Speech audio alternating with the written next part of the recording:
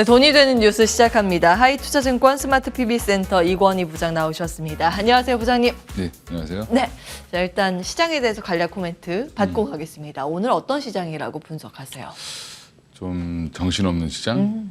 예. 정신이 없다. 네, 아침에는, 어떤 의미에서요? 아침에는 빠졌다가 다시 예. 또 올라오고, 금방 올라왔어요. 예, 금방 또 올라왔는데, 일단 지금 오늘은 또 주도주가 뭐가 될까 쭉 봤더니, 예.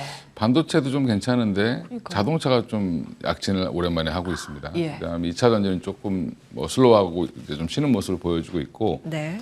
뭐 조선주도 좀 쉬는 것 같은데, 건설기계가 좀 올라오고, 예.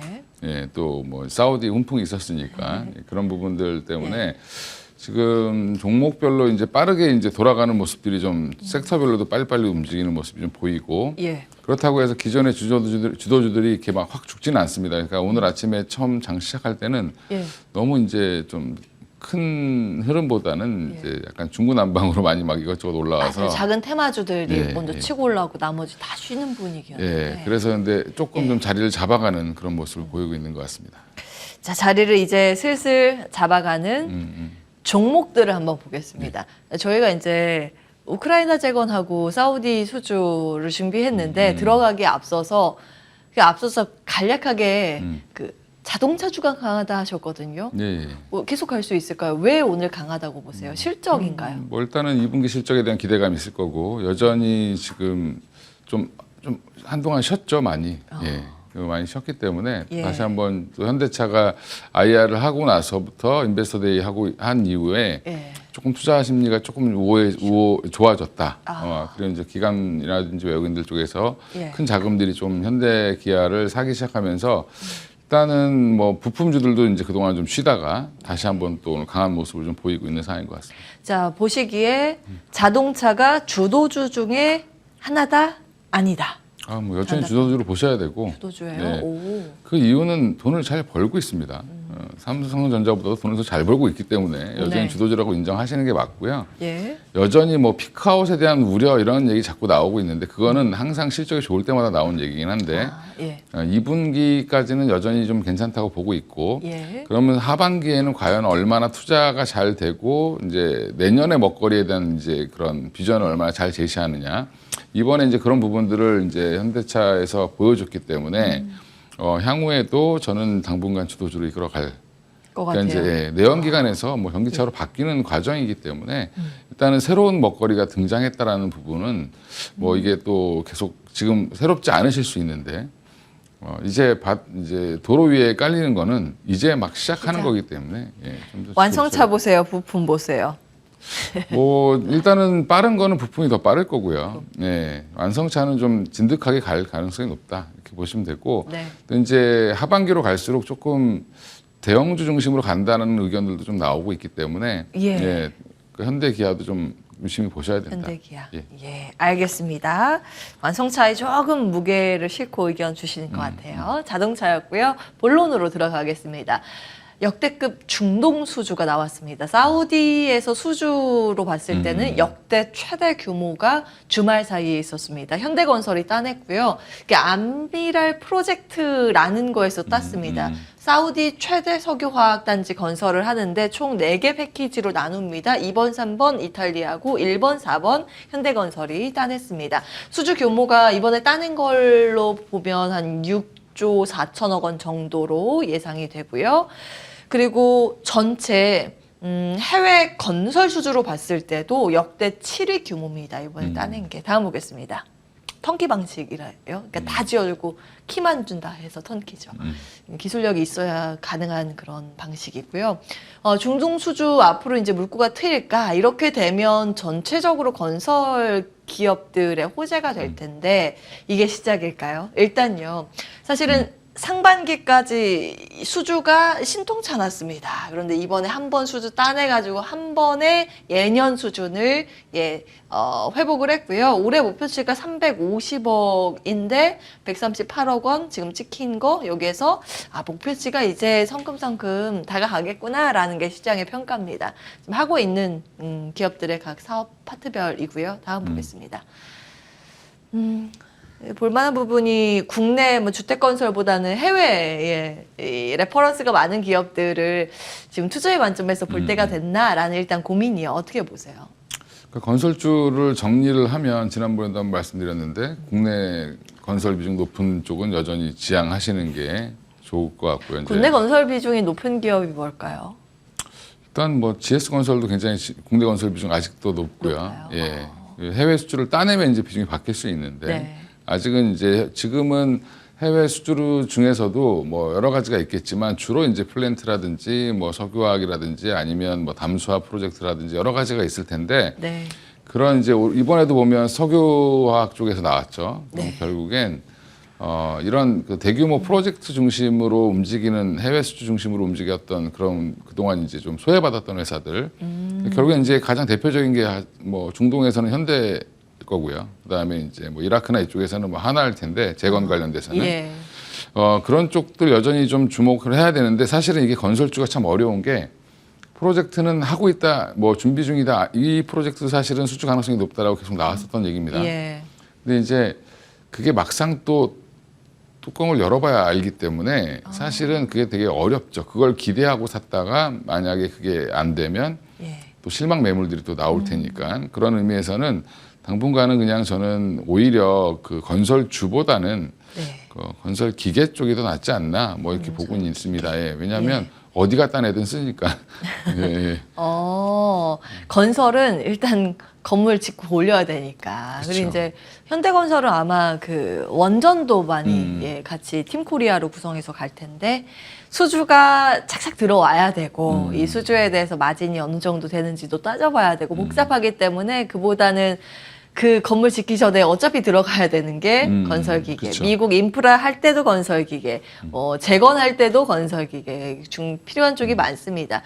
이쪽을 말씀해 주셨고요. 우리 주말 사이에 러시아가 막 시끄러웠잖아요. 네. 그거 어떻게 보셨어요? 좀 정리해 뭐 주세요. 아직 결론이 안 난 거라 이걸 쿠데타라고 하기도 좀 그렇고 고속도로에 탱크 차에다 싣고 올라가는 게 사실은 쿠데타라고 보기는 좀 어려울 것 같고요. 근데 푸틴 대통령이 계엄령 선언을 잠깐 했었어요. 잠깐 뭐 그러면서 하긴 했는데 네, 일단 페드라이는 쿠데타로. 뭐 고속도로 타고 올라오는 반란군을 뭐 막상 저지하려고 했으면 전투기로 몇 발 쐈으면 그냥 끝났을 텐데 사실은 이제 그런 의미보다는 내부적인 분열이었다고 보시면 되고 이게 용병 집단이기 때문에 용병 예. 집단이 커져서 예. 뭐 국방부의 그 푸틴에 대한 본격적인 뭐 저항도 아니었고 내용을 예. 보면 국방부 장관을 비난하면서 들어간 거기 때문에 사실은 조금 뭐 이제 이런 빌미로 오히려 푸틴의 권력이 더 강화될 수 있다 이런 얘기도 있습니다. 그러니까 뭐 앞으로는 이걸 해결할 수 있는 사람도 푸틴밖에 없고 그리고 푸틴 내부의 권력 구조만 조금 이제 조정이 되는 형태. 뭐 이번에 이제 국방부 장관을 경질하고 뭐 다른 사람을 세운다든지 그동안 이제 충성을 다했던 사람들을 버릴 빌미가 없었는데 예. 이번에 좀 교체할 빌미를 좀 만들어주지 않았나 이렇게 보고 있습니다. 다양한 해석이 있군요. 이번에 용병 기업인 바그너 그룹이 쿠데타라고 이제 표현이 되는 예, 반란이 주말 사이에 한 20시간 정도 있었는데 금방 이제 마무리가 되긴 했습니다. 근데 그것을 두고 러시아 내부의 균열이다라고 보는 시각이 미국 쪽에서 좀 많고 예.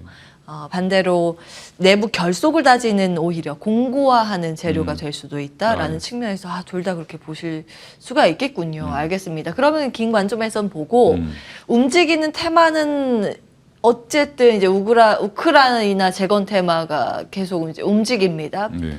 서방 쪽에서는 재건 회의를 계속 하고 있습니다. 뭐 수차례 하고 있는데 7월에도 뭐 예정이 돼 있고 그러다 보니 테마의 움직임으로는 예, 엮여 있는데 처음에는 토목건설 쪽이 더 괜찮다고 하셨거든요. 혹시 여기에서 이제 다음 단계로 이동을 할 때인가요? 근데 저기는 아직은 이제 그런 거죠. 이게 회의를 계속 왜 하냐. 뭐 전쟁이 곧 끝날 것 같으니까 할 것 같다라고 얘기하지만 사실은 회의를 빨리 하는 이유는 돈이 많이 들기 때문에 누가 돈을 얼마나 나눠서 낼 것이냐. 언젠가는 멈출 텐데 예. 그러면 어떤 국가들이 어떻게 돈을 내서 어떻게 재건을 할 것이냐. 이런 부분들에 대한 논의가 되게 중요하다라고 보시면 될 것 같고요. 예.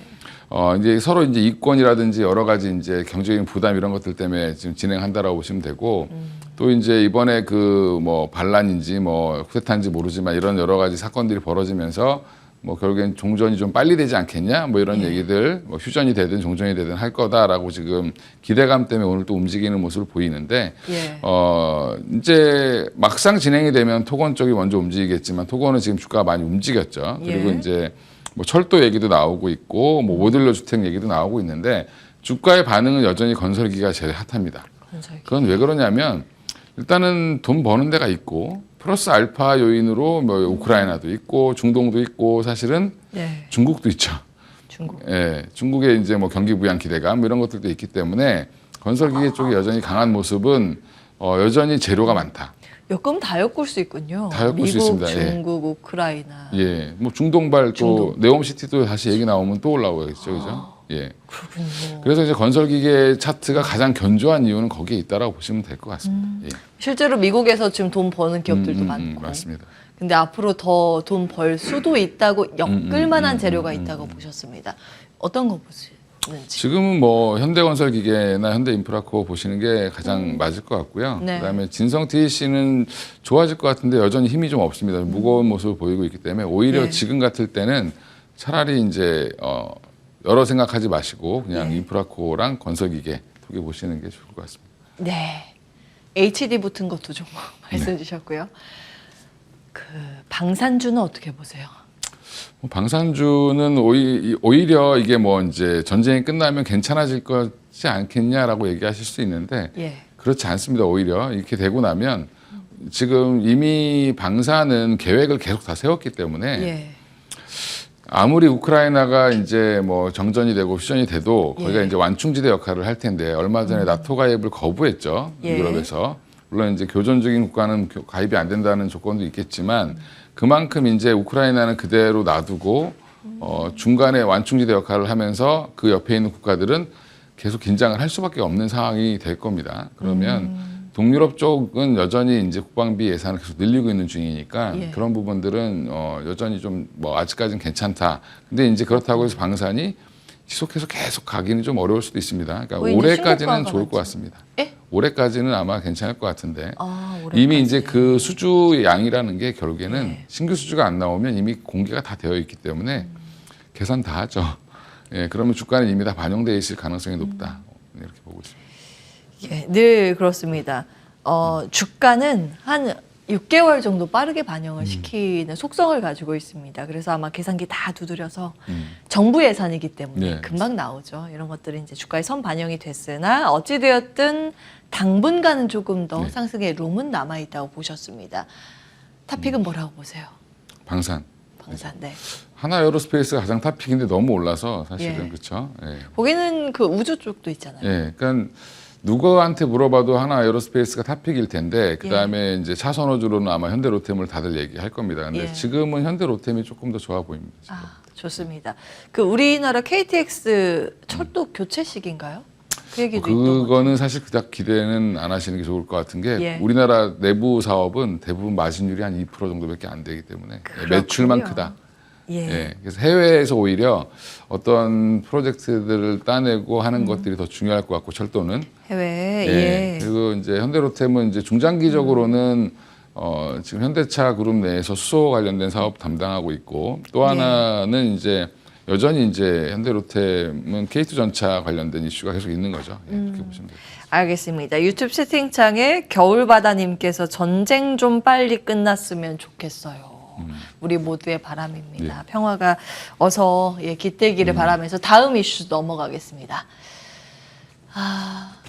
일본 공급망 흔들 수 있는 기업 국유화를 이제 카드를 초읽기하고 있다라는 반도체 패권 노린다는 그런 보도입니다. 주가는 잃어버린 30년을 회복하고 있죠. 그리고 그 주가를 끌어올리는 견인차 역할을 하는 종목들이 상사와 반도체 이렇게 투톱이 올라오고 있습니다. 이때 물 들어올 때 노젓자는 관점인지 다음 보겠습니다. 일부 기업들을 이제 국유화하는 것에 이제 논의가 들어갔다라는 그런 보도인데 10대 반도체 장비 업체에 일본이 도쿄 일렉트론, 스크린, 고쿠사이, 무라타 이렇게 있습니다. 꽤 많네요. 다음 보겠습니다. 사실 장비하고 소재 쪽이 일본이 잘하는 분야잖아요. 그래서 오늘 주가 반응을 보면 사실은 과거에 한번 일본이 문 닫았을 때 수혜를 받았었던 국산화, 뭐 재료 이쪽 국산화 관련 기업들, 동진 세미캠 이런 쪽이 이제 급등을 하긴 하는데 일단 내용부터 체크를 해주십시오. 일단 이건 굉장히 걱정을 해야 되는 이슈지 좋아할 이슈는 아닌 것 같은데 뭐 보면 이제 삼성전자나 하이닉스 입장에서는 일본에서 갖다 쓰는 게 가장 편합니다, 사실은.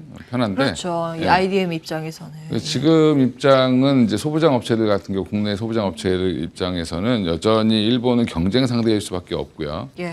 우리나라 장비 업체들도 보면 대부분 일본 장비를 국산화하는 쪽으로 해서 발전을 해왔습니다. 예. 그래서 상당 부분이 국산화가 됐고 지금 이제 이게 뭐 일본도 마찬가지로 여기에서 더 치고 나가려고 하는 모습을 보이고 있고 미국이 또 밀어주고 있기 때문에 예. 사실은 뭐 좋긴 하겠지만 지금 이게 딱히 우리나라 주식시장에 미치는 영향이 긍정적인 것보다는 부정적인 게 저는 더 많다라고 생각하는데 근데 이제 공급망이 잘 해소되고 이제 서로 사이좋게 잘 지내고 네. 뭐 이렇게 하면 사실은 다 좋죠. 누이 좋고 매우 좋을 수 있는데 예. 근데 이제 일본 입장에서는 우리 거를 더 뺏어올 수밖에 없는 상황입니다. 그러니까 우리는 쫓아가는 입장이었고 예. 장비나 소재 쪽에서는 근데 일본은 여전히 지금 자기들 위치를 좀 더 확대시키려고 하고 있는 거기 때문에 이런 부분에서 우리나라 기업들 소부장 업체들 입장에서는 조금 더 긴장을 해야 되는 상황이다라고 좀 보고 있습니다. 사실은 이제 위기는 기회의 또 다른 이름일 수도 있고 동전의 양면일 수도 있지만 그 중간 과정에서 고통을 겪어야 하는 그 터널이 있지 않습니까? 그것을 견딜 재료로 일단 1차원적으로는 해석을 해주셨고 어쨌든 일본이 가지고 있는 그 뭐 소재, 장비, 이 부품단을 우리나라가 많이 가져다 쓰고 있기 때문에 그거 하나 만약에 바꾼다고 하면 그 비용도 상당하다고 지출 비용이 상당하다고 듣기는 했어요. 자, 그럼에도 불구하고 오늘 반도체의 강한 이 흐름 그 이유는 어떻게 해석을 하고 계십니까? 그러니까 이제 거꾸로 생각해 보면 이제 일본이 이렇게 강화를 하면 우리나라 기업들도 그러면 삼성, 하이닉스 입장에서도 예. 뭐 이렇게 뭐 그냥 거기 갖다 쓰면 좋겠네 이렇게 생각하지는 않을 겁니다. 왜냐하면 한번 사이가 또 안 좋아지면 또 문제가 예. 생기는 게 이 공급망 이슈이기 때문에 결국에는 기존에 이제 국산화를 위해서 열심히 지원했던 회사들, 네. 뭐 삼성전자가 지분 투자를 했던 회사들 입장에서는 삼성전자는 더욱더 지원을 할 수밖에 없습니다. 뒤로 더 준비를 해야 되는 거고 그러면 이쪽이 치고 나오기 전에 본인들의 뭔가 이제 경쟁력을 계속 높여야 되기 때문에 예. 그런 관련해서는 어떻게 보면 뭐 이게 싸움이 붙어서 더 좋아질 수도 있다. 뭐 이렇게 보시는 거죠. 그 어부질이 할 수 있는 기업이 뭘까요? 만약에 투자의 관점에서 뭐 찾는다면. 지금은 뭐 사실은 SNS텍 같은 경우는 뭐 지금 이미 주가가 거의 뭐 신고가로 계속 가고 있고요. 예. 뭐 동진 세미캠도 마찬가지로 최근에 다시 좋아지고 있고 이게 반도체 업황 회복 때문에 그런 건지 일본과의 소부장 때문에 그런 건지 모르겠지만 사실은 관련된 기업들 여전히 지금 전 계속 지금 좋게 보고 있고요. 다행인 거는 여전히 우리 HBM 시장은 우리나라가 다 독점하고 있다는 거죠. 예. 그래요? 거의 90%를 다 우리가 하고 있으니까. 그러네요. 50%가 하이닉스, 40%가 삼성전자죠. 탑픽을 또 마무리로. 반도체. 찍고, 네. 지금은 탑픽을 참 말하기가 뭐한 게 많이 다들 올라와서 한미 예. 반도체 여전히 보셔야 될 것 같고요. 예. 그리고 이제 지금 DDR5냐 뭐 HBM이냐 주말 사이에도 뭐 여러 가지 얘기가 많이 나왔는데 둘 다 좋다 그러던데요. 예. 증권가에서는. 근데 이제 뭐 아비코전자라든지 해성 DS 같은 종목들도 슬슬 좀 보셔야 될 것 같고. 아비코전자, 해성 DS, DDR5 관련주. 이렇게 보시면 될 것 같고요. 여전히 이스페타시스는 조정을 좀 더 기다리시는 게 좋을 것 같고. 예. 그렇게 생각하고 있습니다. HBM이 안 끝났다고 보시네요. 그동안 양 끝났죠. 엔비디아로 인해서 주목을 받았었던 그러니까 GPU에 연결해서 보는 그 고대역 복 D램 이쪽을 계속 이제 우리는 긴 관점에서 보자는 관점 한미 반도체하고 기판 밑에 이제 붙여야 되는 게 이스페타시스인데 그거는 내려올 때까지 기다렸다 이제 매수하는 그런 전략. 반도체 전반적으로 긍정적으로 주셨습니다. 기억해 주시기 바랍니다. 하이투자증권 스마트 PB센터 이권희 부장과 함께했습니다. 고맙습니다. 네, 감사합니다.